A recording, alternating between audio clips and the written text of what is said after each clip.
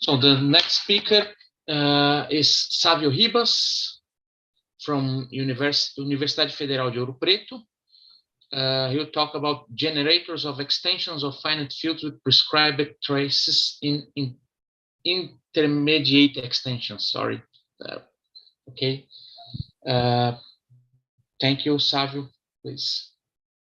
Okay, thank you. I'm going to talk in Portuguese because my English skills are not very good. So I think everybody would sleep. Ok. Tá, então vou falar sobre geradores de extensões de corpos finitos com traços prescritos em extensões intermediárias. Bom, esse é um trabalho em conjunto com o Lucas.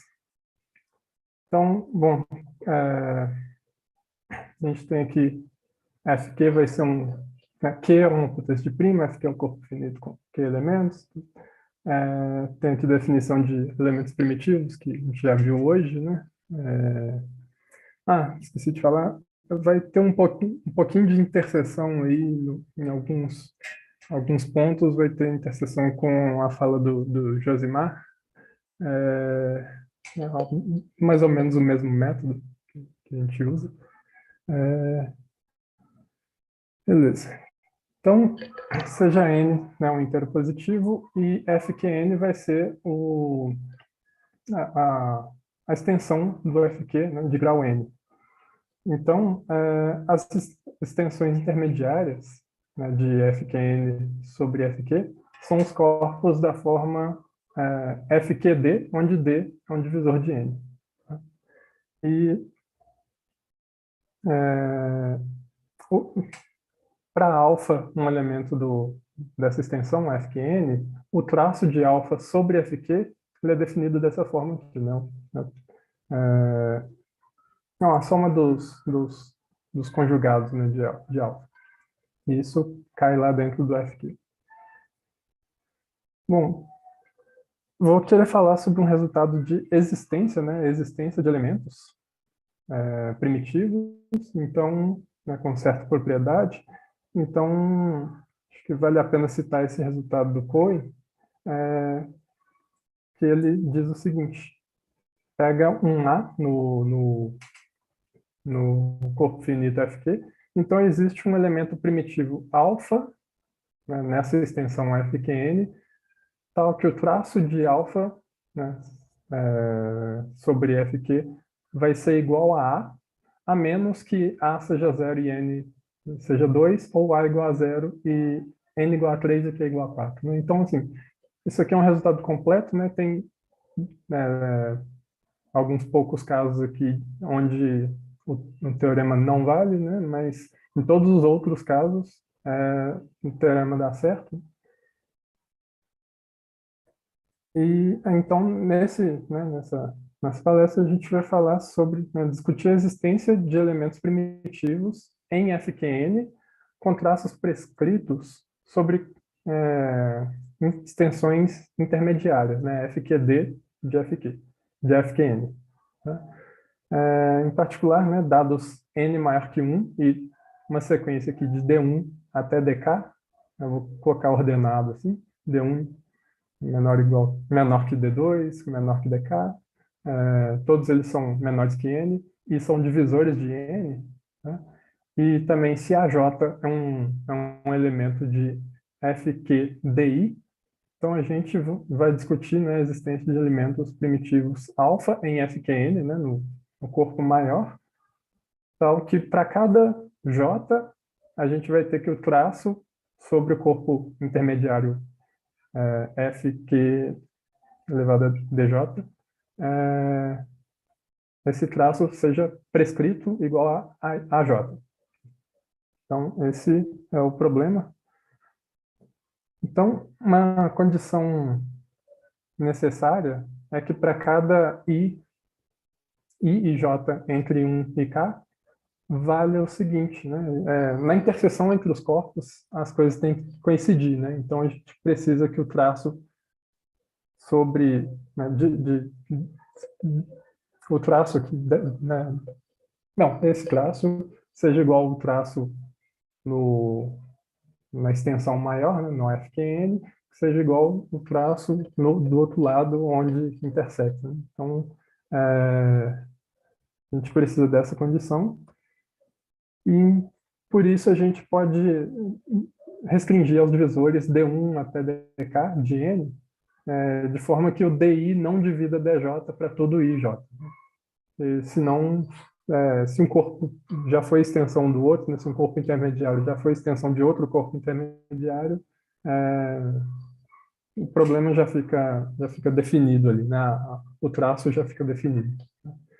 O caso K igual a 1 é o resultado do Cohen, então a gente vai assumir, né, que, primeiro, K maior ou igual a 2, e também isso vai implicar que o N não é uma potência de prima. E aí a gente vai tomar esses divisores, todos maiores que 1, de forma que DI não divida DJ. Né? E a gente vai chamar de... Não, vetor D vai ser o vetor com essas entradas, e esse conjunto lambda K de N é o conjunto das K-tuplas satisfazendo essa propriedade aqui, né? Que o DI não divide DJ. Também para esse vetor D dessa forma aqui, a gente vai definir esse produto cartesiano aqui, né, dos corpos intermediários. Né? Então, e também vai definir a função lambda do vetor D, vai ser basicamente uma soma de MDCs aqui, né? MDC 1 a 1 menos MDC 2 a 2 mais MDC 3 a 3, e por aí vai. E aí, para esse vetor aqui, e também um vetor A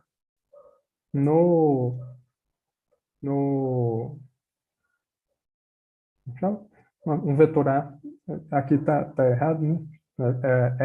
É o mesmo conjunto aqui, né? O mesmo produto cartesiano. A vai ser D-admissível se satisfaz aquela condição do traço ser igual na interseção entre os corpos intermediários. Então, vai ser D-admissível se satisfaz isso, condição dos traços. Beleza.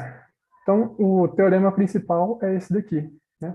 Seja n maior que 1 inteiro, que não é uma potência de primo, o vetor D nesse conjunto e um vetor A D admissível. Né?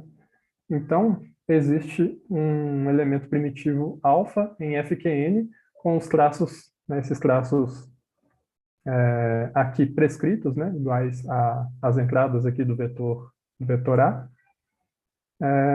para todo, né, isso aqui para todo corpo intermediário, se essa desigualdade aqui for satisfeita. Tá? E aqui o W de T denota o número de divisores livres de quadrado. De T. Beleza. Então, a gente tem essa condição aqui, e também dá para mostrar um teorema, né, dá para mostrar que o mesmo resultado vale, né, que a existência desse elemento primitivo, se o MDC de D1 até DK for menor do que N, né, for um divisor de N aqui. Então, essa segunda parte é uma, digamos assim, ela é bem mais simples do que mostrar usando essa desigualdade aqui. Né?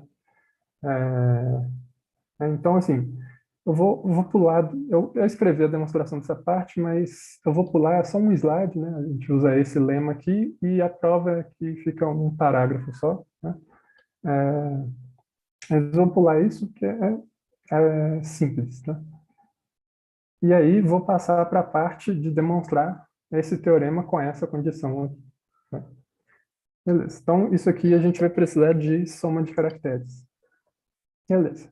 Então, seja alfa em FQN um elemento primitivo, e aí um caractere de FQN vai ser uma função totalmente multiplicativa, não, caractere multiplicativo é uma função totalmente multiplicativa que pode ser definida dessa forma aqui, né?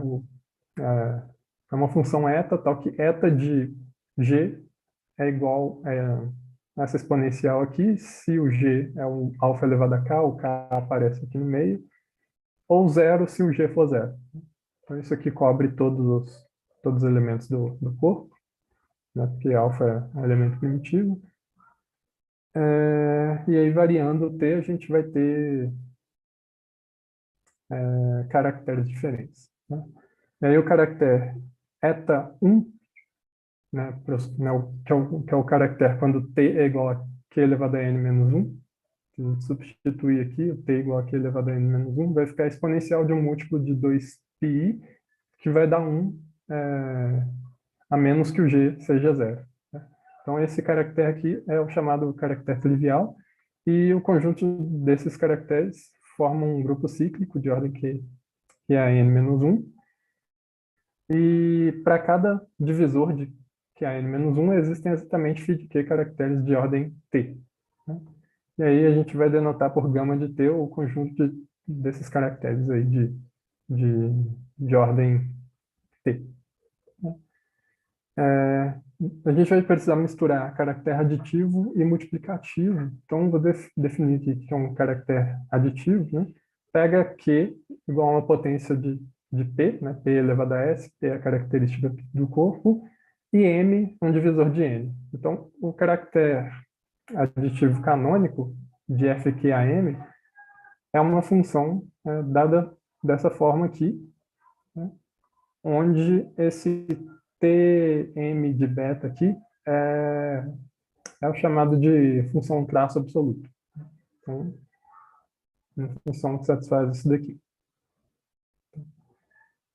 Então, para cada C no FQM, a gente pode definir esse cara aqui, que C de beta, como sendo o caractere canônico aplicado em C de beta, e isso vai dar outro caractere aditivo.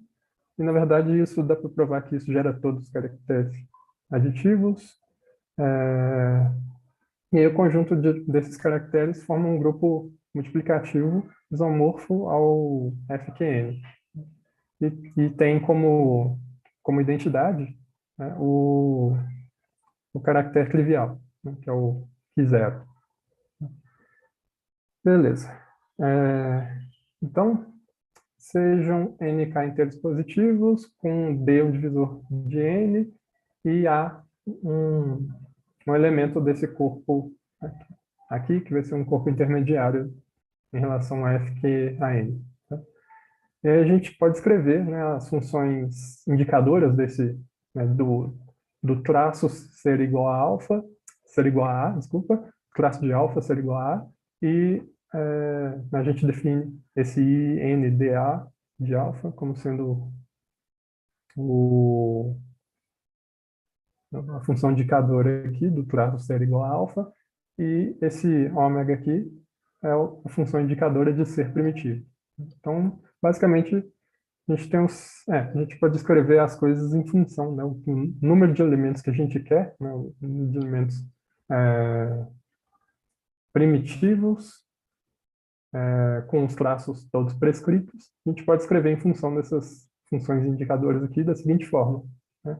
Esse n aqui vai ser essa soma desses produtos. Né? Esse produto aqui ou dá 0 ou dá 1 se todos aqui forem 1, ou seja, se os traços todos derem o que a gente quer, e multiplica por esse cara aqui que é ou 0 ou 1. Né? Então, a gente vai estar somando 1 aqui para cada elemento primitivo que tem todos os traços prescritos. Então, a ideia é escrever esse i e esse ômega aqui como soma de caracteres e brincar com essa soma aí. Vai dar vários somatórios, se não me engano, uns 5 somatórios. Né? E aí tá. Então, a gente vai precisar desse lema aqui, que já foi citado aqui hoje, que dá a função indicadora aqui, como soma de caracteres e outras funções aritméticas. Né? A gente também consegue escrever esse i aqui como soma de caracteres, né, usando as relações de ortogonalidade. E a gente vai precisar também um teorema do Lucas, de 2020, que fala o seguinte: pega n maior que um inteiro que não é uma potência de primo, e seja d um vetor igual a gente estava tomando antes, né, no início aqui. Então, o número de catuplas dessa forma, tal, né, catuplas x1 até xk, né, nesse produto cartesiano aqui, tal que a soma deles é zero. Isso aqui a gente consegue calcular essa quantidade, isso aqui vai dar justamente o q elevado à soma dos d's menos a função lambda do vetor d. Então, o Lucas mostrou esse resultado aqui, e aí a gente vai usar ele daqui a pouquinho. Então, aqui só para simplificar um pouco a notação, a gente vai escrever dzão vai ser a soma das entradas do vetor d, e também S de um vetor C vai ser a soma das suas entradas.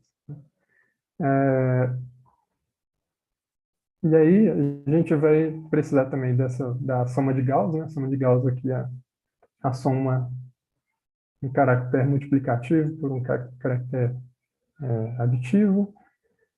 E aí, pelas relações de ortogonalidade, a gente vai ter esses resultados aqui.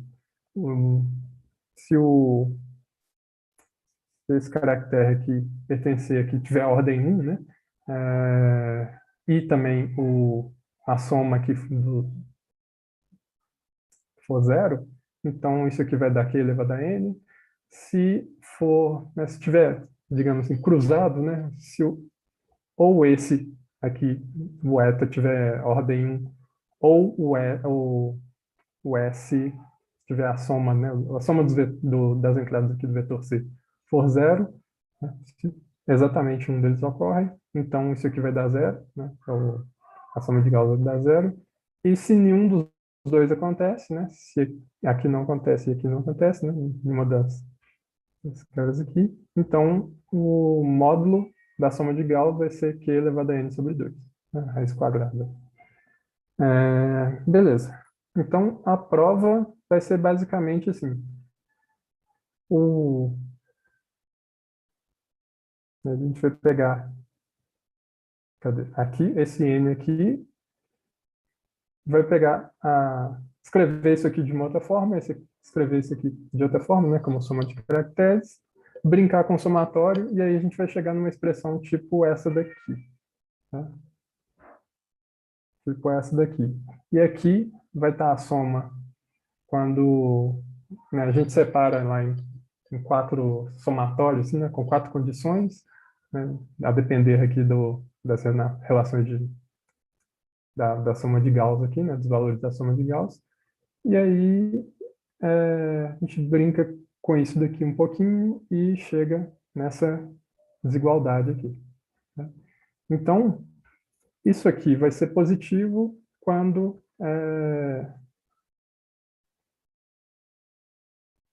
a gente estiver naquela hipótese lá do teorema. Tá? A gente vai precisar disso aqui. Então, se a gente tiver aquela hipótese, então esse n aqui vai dar positivo, e aí é o que a gente queria, né? A existência de pelo menos um cara satisfazendo as condições. Tá. E aí a gente vai ter também esse resultado mais concreto, né? Agora a gente vai brincar com a desigualdade brincar com a desigualdade para ver quando que ela é satisfeita. Então, para isso a gente colocou uma hipótese adicional, que é o MDC do DI com DJ ser igual a 1 para todo I e J. Né? Então, as entradas do vetor D são todas primas entre si. E aí, então, a gente vai conseguir que, né, vai satisfazer aquela desigualdade lá do teorema principal nas seguintes condições. Ou o K é maior ou igual que 3, e aqui satisfaz para todos, ou K é igual a 2, e aqui a gente, se D1 for suficientemente grande, né, estou pegando aqui D1 menor que D2, e aí, o D1 não divide D2, D2 também não divide D1. Se o D1 for suficientemente grande, Então, satisfaz. Se o D1 for pequeno, então satisfaz pelo menos para Q grande. Né? E aí, né, então a gente tem aqui alguns resultados assintóticos. Essa condição adicional que a gente colocou do MDC entre os Ds ser igual a 1, isso aqui não é restritivo quando K é 2, porque a gente vai... bom, dá para mostrar que isso não restringe o problema.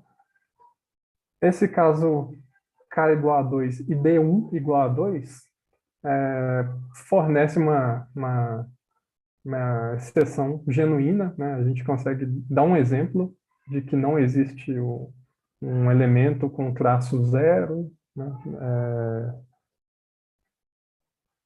Sobre as extensões lá intermediárias, e também, né? igual o caso lá do Cohen, né? Igual o resultado do Cohen, só que a gente não conseguiu verificar tudo que tem entre as exceções genuínas e o que a gente conseguiu de assintótico. Né?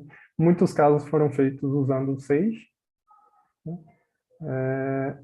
E aqui o método do crivo, ele melhora um pouco, mas não muito, sabe? Ele, né, aplicando o método do crivo aqui, não melhora tanto, igual a gente esperava aqui, melhora um pouco. Esse 38 aqui cai um pouco, isso aqui cai um pouco, mas não é uma melhora significativa. Então, por isso que no artigo a gente não usou o método do crivo por conta disso.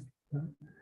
E aí, para demonstração né, desse teorema aqui, a gente basicamente só precisa de algumas cotas para a função W. Né? Então, a gente usou essa cota aqui e essa cota aqui, tá? Com esse t elevado a 1/4 e t elevado a 1/8. Esse lema aqui é geral, né? Dá para fazer t elevado a 1 sobre a, que é o que o Josimar falou hoje mais cedo, e a gente usou só o 4 e 8. Né? Então, é isso. Então, obrigado aí pelo aceite do trabalho e pela oportunidade de falar. Well, thank you.